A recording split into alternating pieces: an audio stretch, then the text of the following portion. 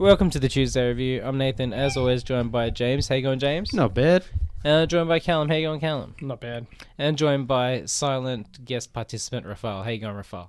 He nods in Crickets. affirmation. Have we got the crickets sound effect? That's somewhere, but it'll take too long. It takes too long. Rafal? Hello? He's here somewhere, I swear. We didn't just hallucinate him. No, we're not just, making him up. He does exist. Are we the only podcast with a silent producer and like a silent guest audience? Probably, yeah. Yeah, but our listeners will know Rafal exists because there's a photo of him. Is he on the actual photo on the socials? I don't think he is. He's been on mic at least once. Yeah. Yeah. I think he must be. His vague laughs in the background. Yeah. Unfortunately, our chatbot, our specialized large language model, He got Alum, a virus. is not here today. He's debugging, defragging. Yeah, Alum can't be here today, unfortunately, but that's all right. We'll move on. So we're going to start with a little bit of, I guess, homeroom news, a little bit of an update before we get into a regular discussion. The YouTube has been updated over the last week with 2 new videos. Mm-hmm. We got the privilege and the opportunity to play a new trading card game to talk about on the show called Altered, inspired by the works of Hayao Miyazaki and kind of an anime kind of theme. Yeah. It's kind of, I guess it's similar to Magic the Gathering and Yu-Gi-Oh! And all those kinds of games in a way, but you don't really play against other people in terms of hit points. Which is the kind of more interesting thing that we struggled with a little bit, understanding how it all works. Yeah, because initially I thought it was like a battle card game like Magic, where I guess you fight. I've never played Magic, but you fight it's hit other points people. Whereas this one's more, it's like a journey. You have to cross a certain distance and meet in the middle. Yeah, and we had a very hard time working out how to do everything. First playthrough of most board games and card games is always a bit rough. Yeah, especially when it's not that this game was complicated, but when it's more involved than just Connect 4 or whatever. Yeah. We had a good time playing it. I think once we got into the rhythm. But I think it's something that we'd probably like to learn more. If it's at PAX, we'll give it a look at PAX and get someone maybe to actually explain how it works. But we had a good time. Yeah, if we could play one of the people at PAX who know how to play it, then obviously it'll be benefit to us. More enlightening, because the instructions for us were a little vague. Yeah. I think we were making up some of the rules because we're like, hang on. We had to have our own structure in how to, in order to play it instead of just kind of like being very vague. It is it's not clear. Yeah. But that's our only concern. The rest of the game, the actual kind of, I guess, the flow of the game in regards to how it flows and feels and turns, and it's actually quite good. Yeah. You can visit altered.gg for more information. Yeah. The other thing I liked is you can scan each card has a QR code which you can scan your phone and add to your account. Yeah.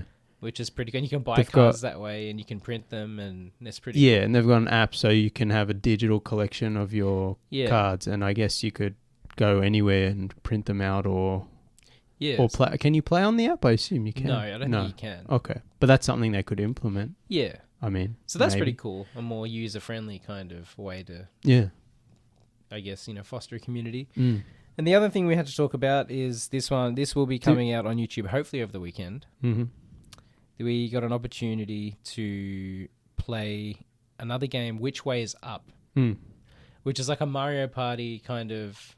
Yeah, party like the mini games in Mario Party, but it's more... gravity-oriented. Yeah. And it's in space and stuff like that. And that was really fun. I think we all had a really good time playing Which Way is Up.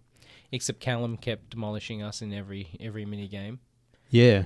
So he had he had to sit out so someone else could have some fun for our second playthrough on that. But that's a good game. We'll be getting hopefully a YouTube video on that with some, our gameplay and our thoughts quite soon. I think they're at PAX as well. They are at PAX, and we got the email to say, hey, do you want to play this game? Join the other media accredited people playing this game. We're just like, I signed us up for it. And we're going to go in there and just demolish everyone because we've already played it. I doubt it. No, especially me. I don't think I got 1 point. Is our friend Jake coming to PAX? Because that's the ace in the hole. Yeah. I don't know. But yeah. So that'll be fun. Yeah. So there's a lot coming up, especially with PAX. Yep. The other thing we have to talk about. Make sure you subscribe to the YouTube so you can see Yeah, there's going to be a lot coming out on YouTube in the next few weeks. Yeah, especially after PAX. Yes. The other kind of, I guess, review we had, we'll start with a proper review of a game called The Abandoned Planet, which we got the opportunity to have a look at as well. Yeah. This is a science fiction kind of point-and-click game in the style of Myst, but it's like a comic book aesthetic. I guess little pixel art sort of style. Yeah, so the voice acting is amazing. All good point-and-click games have to have good voice acting. It's part of the fun. It's like you're playing a comic book. It's a good time. Yeah. The puzzles, for the most part, were very well constructed. This is where I fall apart with these kinds of point-and-click games. Yeah, me too. I'm a dummy. And this is a new game, so there's no walkthroughs. You know what I mean? I'm trying to figure it out as I play. And I did get stuck in Act 3 I'm not going to spoil anything, but there's 3 locations you can visit, and you have to go between these 3 locations to collect. So, like, it's set on another planet, and it's set on, like, you crash land on an abandoned planet. Yeah. Or so you think it's an abandoned planet. Yeah. And it's like the mystery of what happened to the civilization here. Where are you? Yeah. What is the planet? And like a point-and-click adventure game, you have to collect certain things that'll work. You know, the key for this and the... Yeah, so for the most part, the puzzles were logical enough that they were like, I scratched my head, they took some thinking, but I managed to progress. Yeah. And I got that way through the first 3 acts.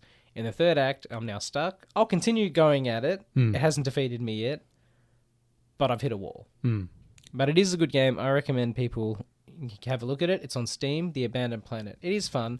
These are the kind of games that us in the studio, we like more than the AAA kind of open world extravaganza games where you have to collect 16,000 items and... They release the same game every year, but pretty much different. they all feel the same these days. With everything's number on the end. Everything's like an open world RPG, like Zelda or The Witcher, or it's a Dark Souls game. Yeah, I'm like, I don't want either of these experiences at the moment. If I wanted to play The Witcher, I'll play The Witcher. Yeah, but actually, now you mention it, it's like that Dark Souls genre has become really popular lately. Man, I've been saying for a long time. Elden Ring and Dark Souls. Wukong, is that what it's called? Wukong's Dark Souls ruined the gaming industry. It did. This is a very unpopular take. Me and Callum both share. So there are 2 games that ultimately have ruined the entire industry. That's Metroid and Dark Souls. Every indie game comes in 2 flavors. One is Metroid, one is Earthbound. Yeah. Those are the only 2 indie games that actually exist. You're either a Metroid game or an Earthbound ripoff. Earthbound, for those who don't know, is a SNES Japanese little adventure RPG. RPG, and it's like weird. Yeah. And then all the AAA games are pretty much just Souls-like these days. Yeah, you're either open world, you're an open world RPG, or you're generic, or you're a Dark open Souls world game. or shooter. Yeah. That's there's like 4 video games that exist. Pretty much in vague generalizations. Yeah, basically everything else doesn't make money, big money. So Well, I think big money. I guess Fortnite ruined games. Yeah, and Fortnite ruins another one because everything's battle royale, season pass. Yeah, free to play, quote unquote. In the same way that Overwatch ruined competitive shooters. Yeah, I think the problem is because, like they say, the game industry is always 8 years behind.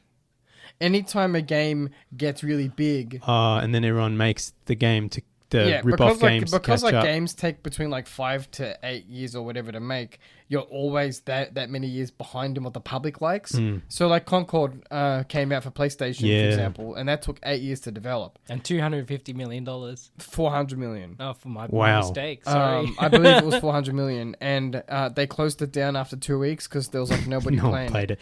They didn't even try to rehabilitate it. Yeah. But the problem is when that game started production, Overwatch was the biggest thing the gaming industry had ever seen. Yeah. And of course now, no one really cares about Overwatch because they ruined the game.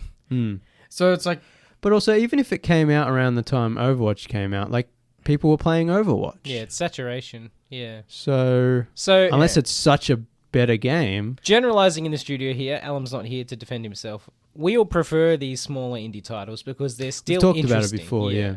And we shouldn't go on about this because we'll take up the whole show again. But we've talked about it many times where, same with the movies, instead of spending $300 million on one bloated, super photorealistic AAA game, you can make a whole bunch of way more interesting, smaller games, better, cooler, more interesting art styles, weirder, better writing, gameplay, Yeah, 100%. Mechanics that aren't the same thing over and over. Yeah. So we encourage... we'll put these up on the socials, but Which Way Is Up is coming out soon, and The Abandoned Planet is out now. Yep. And we'll put those up on the socials. Both very interesting games for people to keep their eyes on. And as well as Altered, the trading card game. Yep. I assume at all good nerd stores. I don't know. I guess we call it trading card, but is it? You can't trade, right? Because then your deck... You can. On the app, you can sell and buy cards. Oh. And then that's another thing we have to learn about. Yeah. Yeah. Yeah. Because that's the whole interesting about Altered, is the fact that you can do all that digitally and then print a card for physical play. So I'm like, that kind of adds a new marketplace element that hasn't really been done before. I don't know. Yeah, interesting. Anyway, we'll move on. Where should we start? Should start with The Substance. All right. So Demi Moore's new Cronenbergian body horror of vanity styled kind of horror movie, I guess. Yeah. And, all good horror movies, I guess, are rooted in a truth.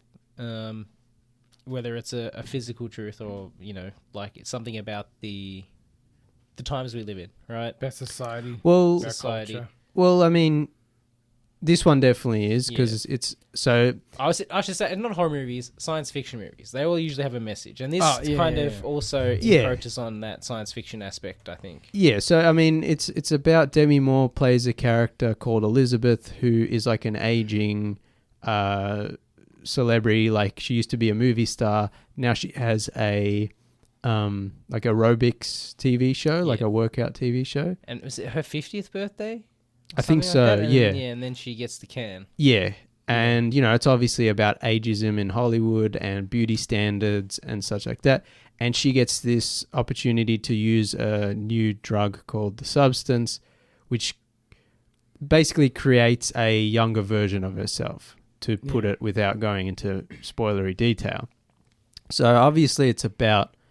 like I said, ageism and beauty standards and so on. But I mean, I think you were even saying this last week, and you've said it a lot before, Nathan, that you're over the kind of elevated horror where it always has to be about something. This is different. But I think it's because this is about something new. Not new, but like this isn't something we see in a lot lot of movies. It's a movie that has a message, but it's not a metaphorical message. It's like the events still happen in the film. It's also like a the blunt... Babadook, which Rafael mentioned off air, where it's like, does the demon really exist? No, it's all a metaphor about trauma. I'm like, this actually happens in the film. Yeah, but I think what Nathan's trying to get at is it's a message that isn't something we see often. It's something people talk about in like, we talk about beauty and gender norms and standards. A lot of movies and shows about it, but I honestly can't think of anything, but that's because my memory. Shallow Hell. Yeah. I mean, yeah. No, but like when you think about it, like because this is it's like 50% sci-fi movie, 50% horror. Yeah. So when we talk about horror movies, usually it's about something to do with like, like grief is the big one. Yeah, like a supernatural. Or substance abuse or something of that nature. Yeah. This is about something a bit more interesting, where it's about how we look at people as they age, how we look at ourselves as we age. All those messages is good, but my problem with horror movies, at least recently, is that a lot of the times they're meant to be symbolic and they're meant to be kind of metaphorical. Like, I was having a whinge about the movie Relic recently, where it's about Alzheimer's and dementia and the lady's like eating her photos. I'm like, I get it. Yeah. But this is like, it's not meant to be symbolic or metaphorical. It has a message, but it's still happening. And it's more traditional in the way that it's not. Approaches. It's not revealed at the end that it was. She was all in her head. Yeah. But I think that's. I mean, I like the Babadook, and I like a lot of those elevated horror movies where, was it real? Was it in their head? Like I think there's just a lot more of them now, and so like with all movie genres, but especially horror movies, they keep churning them out. And only a certain percentage of them are actually going to be good. Yeah, when the Babadook in this instance, when that succeeded, everyone was like, time for me to make some money. I guess it's like the video game thing we just talked about. Yeah. Or any trend, like any book comes out successful, they're going to... I will say Smile was good, and that was arguably elevated horror. Yeah, that was like in between just schlocky and elevated, I think. But anyway, I think with The Substance, it's a bit different, like you said, because it's a bit science fiction-y. but also because it's a very on the nose, almost cartoonish, beat you over the head sort of movie. It lacks subtlety, and that's not necessarily bad in this case. No. It lands. What it attempts to do, it works. Yeah. I was reading something today about how Dennis Quaid is problematic now. I don't know much about him. He's like a weird MAGA Republican weirdo. But he was good in this movie. I like. He's very good in this movie. All I'll say is if James Woods came out of retirement to be in a big Hollywood movie, I'll see it. Depends what it is. Monkey's Paw. It'll be like a Donald Trump. Yeah, it'll be like one of those weird Christian alt-right movies. But if he was in Tarantino's new movie, I'd be like, that's more like what I'm not really going to boycott it because of you. My point is, it's like, you got to give a movie a chance to stand on its own two legs, regardless of who's in it. Like, no, I knew about this because I read something about Dennis Quaid. Yeah, he's a weirdo, and he was in that Ronald Reagan biopic that came out this year as well, which no one watched, and I don't think it's even released yet. But I did see one, I think it was a Letterboxd or a Reddit comment, like saying like out of his character in The Substance, where he plays a sleazy Harvey Weinstein-esque movie producer, like television executive, and Reagan, is like Substance was the lesser evil role he played this year. Oh, wow. I think I saw that comment as well. It was obviously a much condensed, funnier version of it. I think it was on Twitter. Yeah, it was funny. But yeah, The Substance is not subtle, and that's not a bad thing. It's a lot in your face. It's colorful. It's loud. Well, it kind of has to be. And it's deliberately... I think it's a funny movie. It's like a parody of Hollywood. Yeah. And a parody of stardom and what it means to be a star. So it works that it's over the top and colorful and in your face. Yeah. Because it's like the exaggerated version of Hollywood. So it kind of has to be over the top. Yeah. I think not so exaggerated version of Hollywood. The main thing listeners have probably heard about this movie is that it's so gory, it's so insane that people were throwing up, walking out, yada, yada, yada. And... exaggerated. It is a very gory movie. It does go to quite extremes. Especially for a sort of mainstream-ish movie. However, for horror veterans like us, who watch a lot of movies... I was going to say, do you boys think we're desensitized? Yeah. So, I think it's a two-pronged problem, which is actually... This is a good point because it'll lead into my next point. One, we're a bit desensitized. We've seen a lot of this extreme gore in other movies and shows now and stuff. But two, one of my problems with The Substance is that because it is cartoonish, even though the violence is so extreme, it doesn't feel real or impactful in the same way that some more grounded horror movies or action movies feel more violent, even though they're not as graphic. But if you can feel the weight in some of those movies, whereas this one felt like more crazy over the top. So even though it was really gory and the body horror was turned up to 11, it never felt grounded enough or realistic enough. Even though it looked the special makeup effects, the practical effects in The Substance are top notch. They are. Some really good stuff, probably some of the best stuff I've seen in a while. Yeah. So it's not the fact that it doesn't look real. It looks real and it looks good and it looks cool. And I like that part of it. But because the movie is so over the top and cartoonish and funny, I didn't feel, even though it was extreme, I wasn't like, oh, I feel sick. I felt more sick watching Zone of Interest, and that had no violence. Because that movie is... That's a real horror movie. Yeah, that's the real horror. You know, it's funny. There's an atmosphere of horror. The Substance often does this thing where it shows a really graphic image, but then it tries to insert some levity in it as well. So there's a scene towards the end of the film where you see some kind of monstrous creature thing, which I won't divulge, but then they also put a mask over it. Yeah, I mean like but that's part because the I think the movie is a partially a comedy. I think it's what I'm marketed. saying is it's hard for me to feel so sick that I'm going to throw up or projectile vomit like I'm in The Exorcist. Yeah. When they're also it's putting, marketed, trying to make me laugh at the same time. Yeah, it's marketed more as a horror thriller, body horror, which it is, but I think it's also a comedy. Yeah. Especially the crazier it gets towards the end. It goes into absurdism. Yeah. And that's not necessarily a bad thing, but just in terms of the horror, like there's nothing really scary about the movie because it doesn't really. It's not about a killer or anything like that. And also the gore, at least for us, didn't really have that impact that a lot of people, They do those marketing campaigns where they have the night vision camera in the cinema and people are like, oh. I want the people who are, in terms of mainstream horror coming this year, I want the people who are upset over this movie's gore to see, especially in America, it'll probably get played, to see the new Terrifier. Yeah. Yeah, that but turns the same people say now, gore. how do you think now about The Substance? Yeah. But I guess also like The Substance, a lot of those marketing things, it's like, non-horror fans probably might find this very extreme, but if you're a horror fan, like you've probably seen most.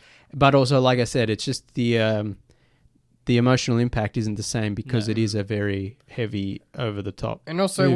whenever you read that crazy statement, over the top movie. It's it's a marketing tactic anyway. Yeah, 100%. Because every time a horror movie comes out now, if it's not people throwing up, it's people passing out or people leaving the cinema because they can't handle it.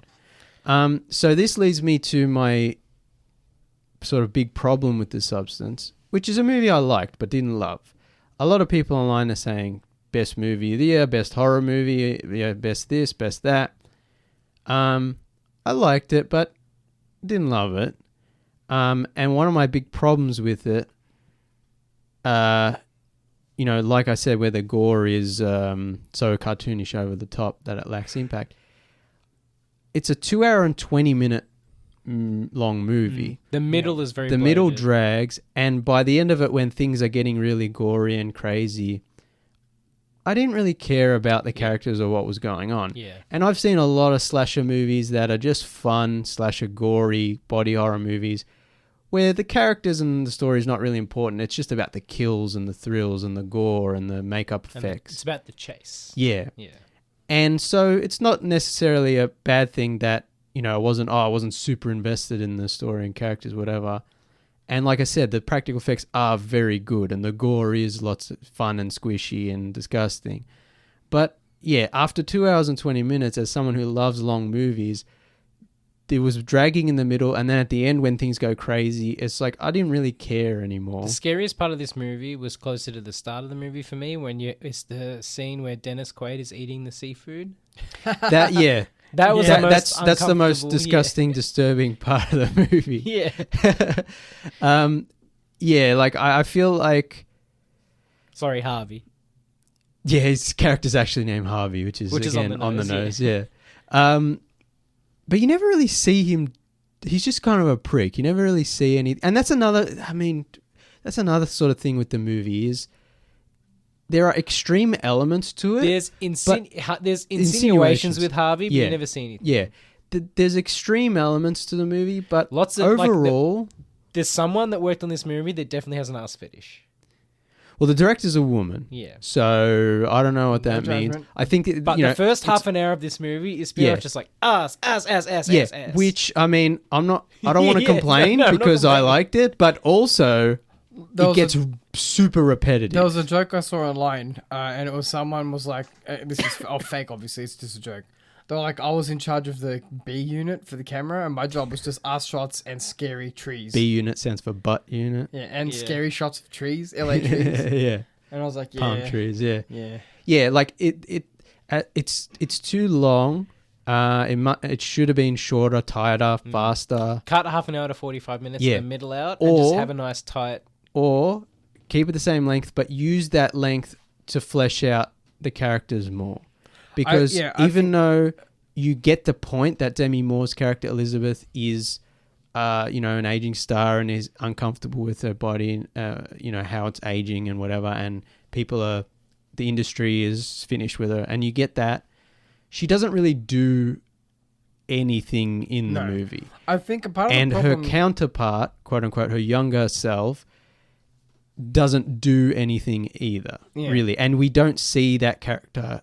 And Elizabeth is the main character, but the other character, you don't really see anything she does, and so she's not a real... No, the two main characters need to communicate more in the film, because I think that's where the gold of this movie could have been, was this communication between young and old and trying to understand each other. Yeah. Even though, I can't... Actually, I don't want to go into spoilers. Yeah. But also, the people... I also think they missed an opportunity to explore not just Elizabeth's character, but other people who use the substance. So we get one scene where we get to see another perspective from someone who uses the substance. There should have been a support network. Like, there would have been a great scene where there's like a support network for people who use the substance. That's a different movie, but that could have been really interesting. You know what I mean? Like, because it's like she's just one person using the substance. There's like a whole I like room that of mystery lockers. to it, though. Like, it's never explained what the substance is, who gave it to her, whatever. It's a lot of people being calling this movie a satire, and then a lot of people saying, no, it's actually much more simplistic. It's a fairy tale. And I lean towards more the fairy tale because it is, even though it's long, it is just a lot of simplistic, banging you over the head imagery and metaphor, whatever. And it can get repetitive and boring after a while. And that's why I think they either needed to shorten it so it could just be a fun, gory kind of fairy tale, or keep the length but use that to build the world and flesh out the characters. Yeah. Because I kind of just got a little bored in the middle, and then towards the end I was like, I don't really care what's happening. I think we're all on the because same boat. it's quote unquote funny and over the top and crazy, I was going, me and Callum were sitting next to each other and we were going, this is crazy, but I didn't really care like what happened at the end. Pretty much. Yeah. Also, the movie feel like at the start is really good, and like the music is really good. Yeah. That's what. Yeah, I was saying that. Yeah, the music was good at the start, and then the middle loses you, and the end goes nuts, but it's tonally different. Yeah. Also, and even the music, James was saying, like the music towards the end is like that kind of like techno action movie the music in the first half is like weird, a bit synthy, and then by the end of the movie, it felt just more generic action movie music. The movie looks really nice. Like cinematography was really good. It was nice, colorful, whatever. The performances are really good. Demi Moore really knocks it out of the park. Yeah. There's a scene which is probably the best in the movie, because it's the most sincere and the most revealing as to the message of the movie, is where her character gets a date and she's getting ready, but she keeps doubting the way she looks. Yeah. And so she keeps going, putting more makeup on, changing her outfit, and she just keeps doing it and doing it and doing it, and it gets she gets more and more frustrated. Yeah. And that part... It's almost a whale-like scene. Yeah, exactly. Yeah, like that part was the most grounded and sincere and was more effective than any of the over-the-top, satirical, cartoonish... Yeah. Look how the men are looking at her. Look at how, look at these ridiculous body standards, crazy stuff. I think it's Cronenbergian in the body horror aspect, but Cronenberg's movies are usually more... sophisticated. Maybe, yeah. Intellectually, a little more intellectually sophisticated. Yeah. This movie also has like tinges of like Terry Gilliam movies. It's a bit crazy and zanier. And I was listening to a podcast not long ago, unrelated to Cronenberg or The Substance, but the host was talking about how he's not a big fan of Terry Gilliam movies. I am personally, I love him, but he was saying he wasn't because in Terry Gilliam movies, like the world is already cartoonish when the movie starts, and then the character gets sucked into a more cartoonish, crazy, and it's like, there's not a grounded sort of real world where then the character gets sucked into a crazy world. It's like it's already an over the top world, and the Substance, I could feel that a little bit, where it's already an over top the world, and then it gets more and more cartoonish. Which, like, you know, I like Terry Gilliam movies and I like crazy movies. I like cartoonish movies. But yeah, I think I felt it in The Substance more so than some other movies where, I was just, it was also a weird tone, like tonally. It was just the first half is more serious. A little inconsistent. Yeah.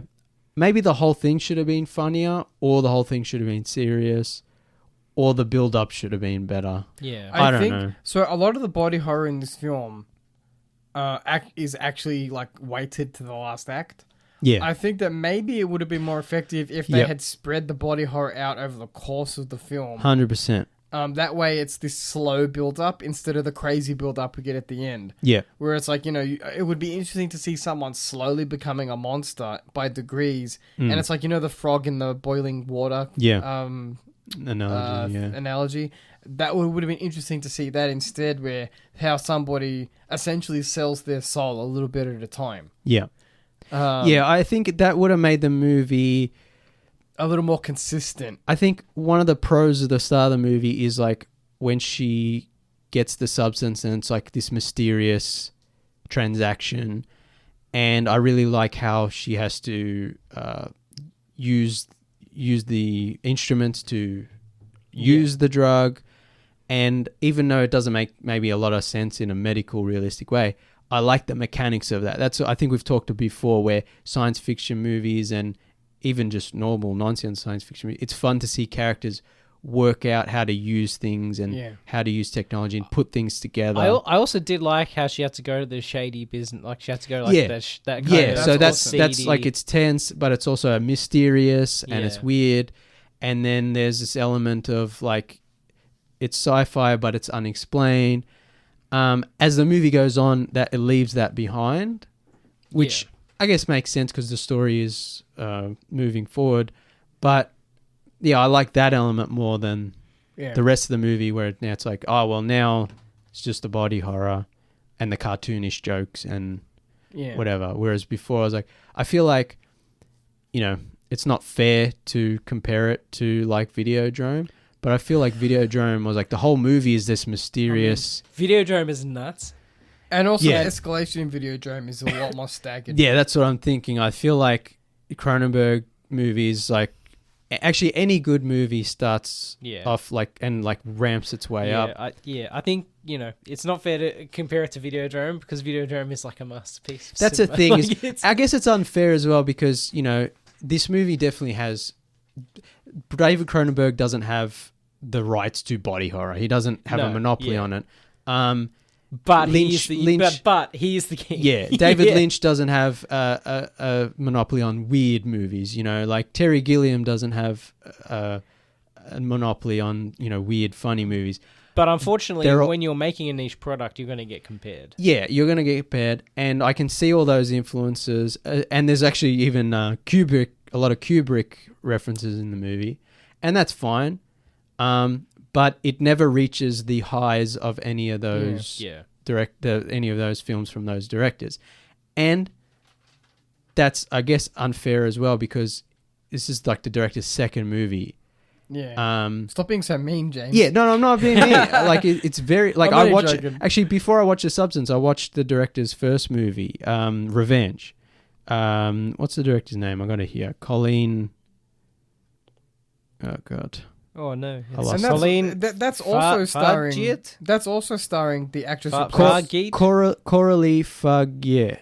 That's also she's starring. French. She's French. I'm close to the done button here. Yeah, it's French. Yeah, and that's also starring the actress who plays Sue, right? So we'll say no, Faguet. That's different. My bad, because I thought I saw them on the same list when I was doing some research. No.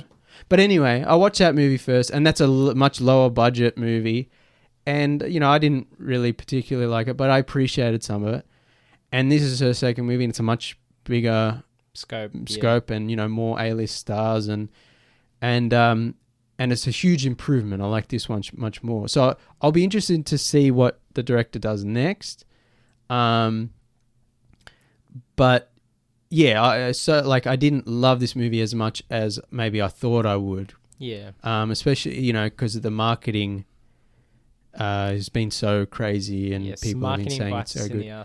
And a lot of people, I think generally most people have been saying it's amazing and the best movie, and I didn't feel that way. But I enjoyed it. Me neither. I think we're all pretty much the same. We all pretty much gave it 3.5.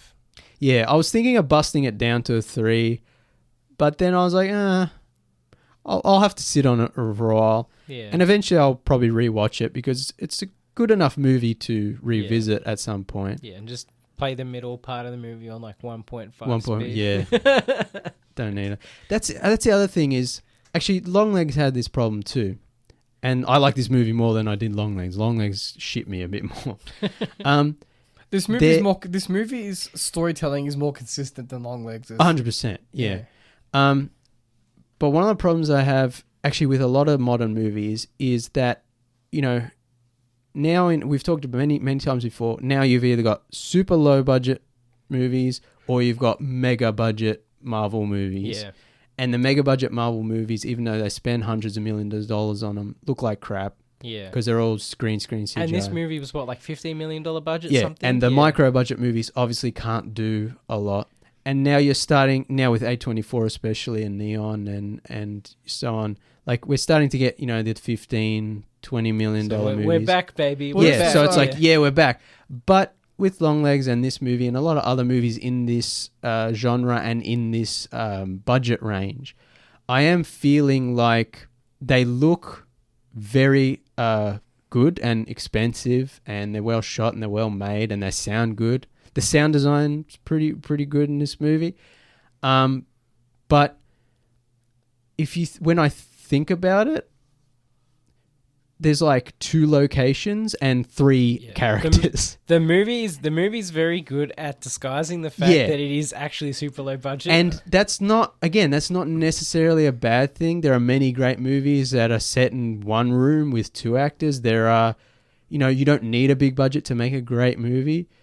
But the more I thought about it, I was like, I wish it was more dynamic. I wish there was more crazy stuff going on in the street. Yeah. I wish there was more stuff in the executive the executive's office or the behind the scenes of the TV show. And that's also another thing, because the movie is quite simplistic. It's just the TV show. It's the TV network. There's no world building in terms of so the world doesn't feel real enough, and so when the crazy stuff happens, but again, it's like not really taking place in reality. Yeah. It's just like an allegory for Hollywood or whatever. I don't know. That's why I enjoyed it, but I didn't love it. I think that's fair. I think we all felt that way. It's also interesting that this is, as far as I'm aware, the first movie that's also at least partially produced by Mubi. Yeah, Universal was originally supposed to make it, but then they chickened out, which makes sense because the movie is kind of crazy and would be hard for mainstream audiences. It's nice to see Mubi moving into the movie industry. Yeah. Well, at least more of a primary role. A tongue twister there from so I shout out to them for actually having the balls to make it and release it. We might go to a very quick ad break and be back right after these quick messages.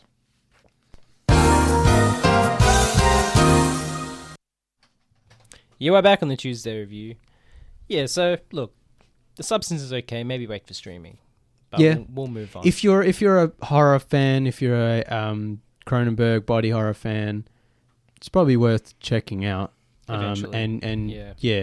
But if you're not into that and if you're squeamish, do not watch it. We'll move on. I watched, I didn't rewatch. Are we going to talk about Rebel? No, I think maybe we'll wait for Alan for that one. Okay, yeah. Yeah.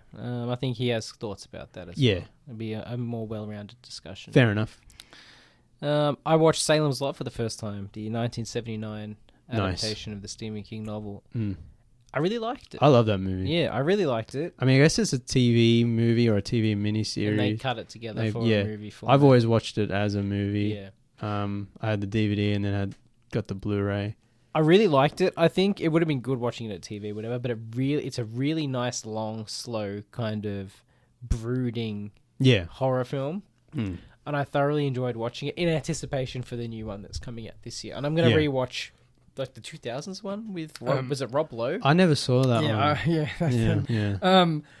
I will say just before Nathan gets into the review, I saw a really interesting. Is it Eggers who's doing the new one? Yes. They also No. Robert Eggers is doing Nosferatu. Which that's much higher. Oh, yeah, my mistake. That's what I'm talking about. I saw an interview. Someone's like a soundbite. Who is doing the? I don't know, it's someone. I saw a soundbite from an interview about Nosferatu, and he says he wants to bring back the fear people used to have of vampires. That was for Salem's Lot. That wasn't for Nosferatu. Oh my god, I'm so confused. Yeah, because I saw it was the tweet I read. It also had the Nosferatu logo, and it was in connection with that. Never mind. Maybe but I did read an article today. It was about Salem's Lot making vampires scary again, or maybe they're two separate articles but dealing with the same topic. Because they're both dealing with either way, I think it's interesting that people want it. Twilight did so much damage to vampires everywhere. I think it's not even Twilight. It's just became oversaturated. Yeah. There was True Blood, and there was a whole bunch of other movies. Damn sexy vampires. Yeah, exactly. Like, no, I don't want my vampires. I like sexy vampires. To a point. But I want my vampires to be sexy in the Anne Rice way, not in the Twilight way. That's what I was gonna say. Like Interview with the Vampires are good, like aristocratic vampires, but they're also violent and scary. Yeah.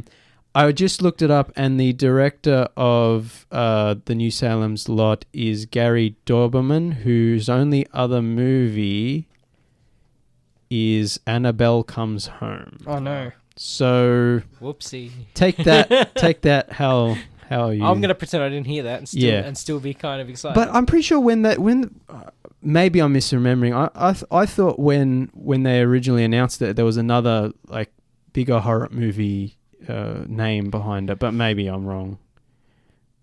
Maybe I was thinking of something else. But I think I know what you're talking about. Was it the guy who did Haunting of Hill House? Was he meant to Mike be Flanagan? Yeah, maybe. I have a feeling Flanagan's in the back of my head with this, but maybe he moved on. I couldn't do it or something. Maybe he just produced it or something. Anyway, yeah. Salem's Lot 1979, amazing. Yeah, I loved it. Yeah, that's a movie I watched when I was younger. I think my parents probably saw it when it came on TV. I probably would in Australia. Probably would have came in the 80s. Yeah. I mean, it's not that conventionally scary in terms of modern horror. No, it's old. It's an old fashioned, and it's TV movie, so it's not particularly violent or. But it has the weirdness. Like in my Letterboxd review, I said shows like Twin Peaks, they owe some of their DNA 100%. To Salem's Lot. It's Toby Hooper, wasn't it? Toby Hooper, yeah. Yeah, and it.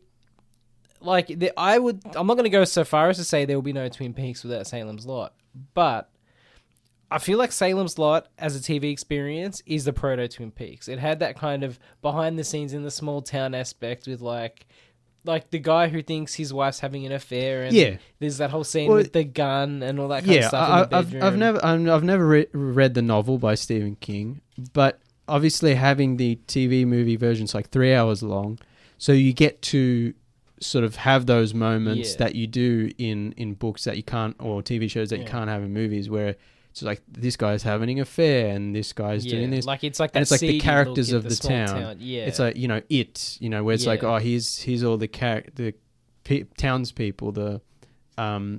So I like that element of it. I think also Toby Hooper is a great director. Oh, it was really well made. Yeah. And also I love the cast.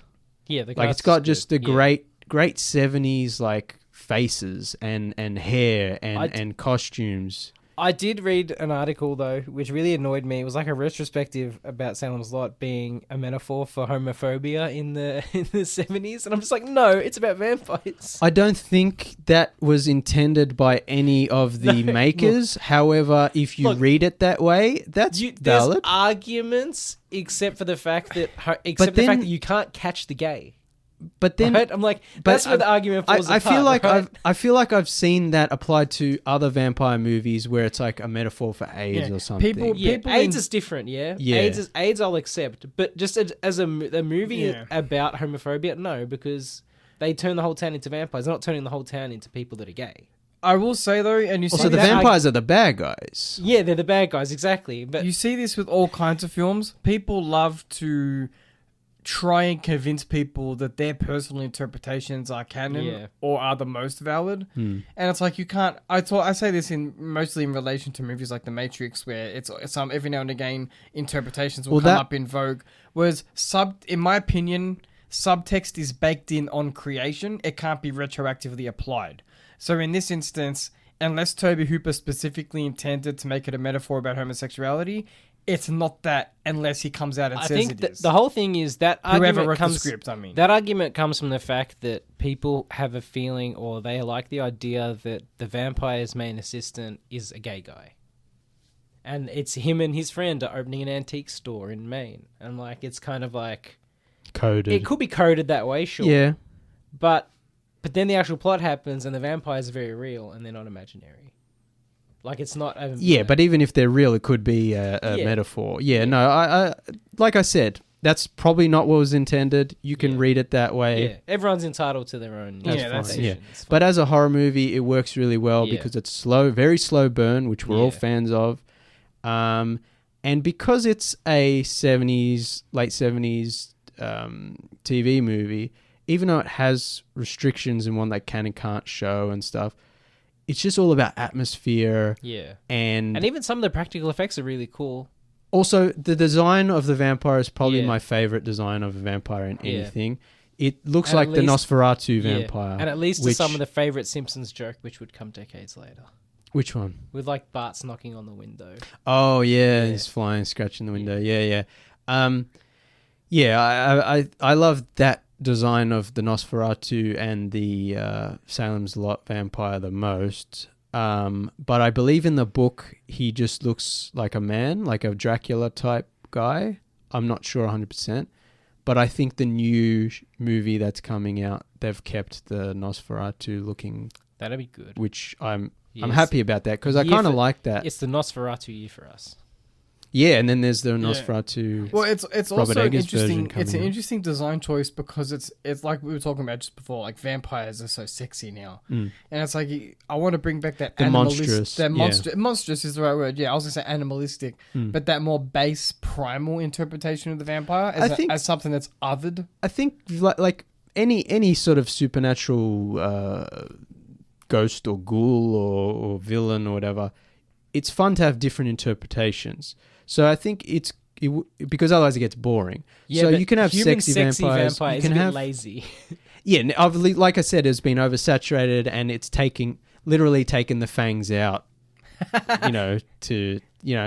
But I think it's still good to have different versions. You got the sexy one, you got the monstrous one, you got the one in between, you got the ones who can transform, you got the ones that are scientifically sci-fi, like the Morbius. It makes sense. Yeah, it makes sense because they have a disease. You've got the ones that are purely supernatural who can turn into bat. You've got religious. Like, I like that one. It's fun. Like but did you ever watch Dracula 2000?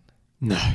That's a great one because it's like the vampires. Oh, spoiler! Never mind. Who cares? Dracula is Judas. Yeah. But I like that's awesome. No, it's a cool interpretation, right? He gets like cursed that was his curse for like that's betraying cool. Jesus. Yeah. They made what is it? Dracula Ascended. Is a sequel or something? I don't know. Nah, there was a sequel, but Dracula Ascended is like the origin story they were going to have for like the. Oh, that was a dark universe that never took off. Yeah. I am a bit, skeptical because I do love the 70s version and the new version has to do a lot. Too. Yeah, it has to do a lot to impress me. Also, I think originally it was going to be a movie release, but then it went straight to streaming. So that doesn't mean a whole lot, but it's probably not going to be great. No. I don't know how long it is or, how accurate to the book it is, but I'll be interested in seeing it. And also with Nosferatu, the new version, it's an hour 53. It's not very long. No. Yeah. So, I don't know. Also with the Nosferatu, the new Robert Eggers version, I've talked about this before, where the original's one of my favorite, the silent film, one of my favorites.